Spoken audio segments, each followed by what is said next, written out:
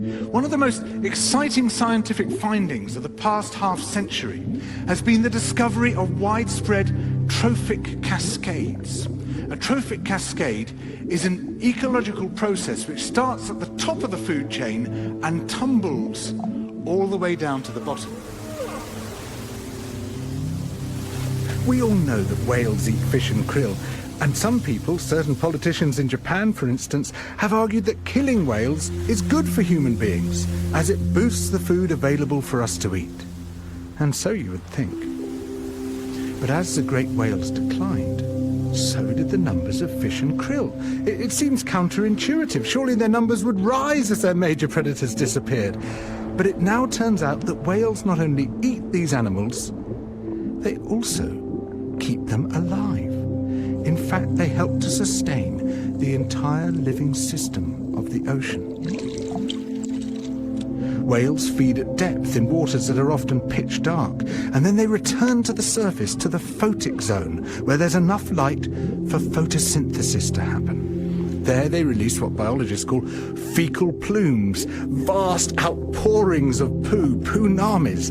These plumes are rich in iron and nitrogen, nutrients which are often very scarce in the surface waters. And these nutrients fertilize the plant plankton that lives in the only place where plants can survive, the photic zone.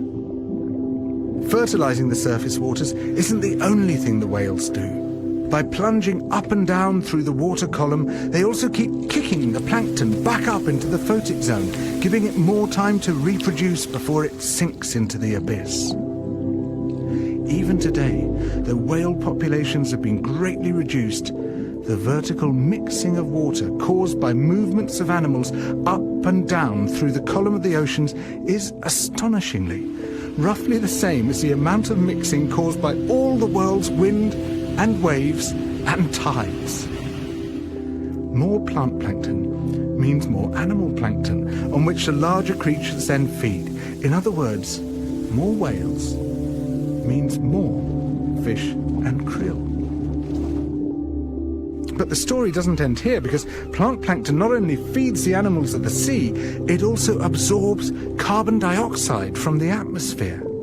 When eventually it sinks to the ocean floor, it takes this carbon out of circulation down to a place where it remains for thousands of years. The more whales there are, the more plankton there is. The more plankton there is, the more carbon is drawn out of the air. When whales were at their historical populations, before great numbers of them were killed, it seems that they might have been responsible for removing tens of millions of tons of carbon from the atmosphere every year.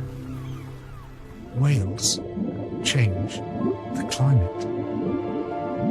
The return of the great whales, if they're allowed to recover, could be seen as a benign form of geoengineering. It could undo some of the damage we've done, both to the living systems of the sea and to the atmosphere.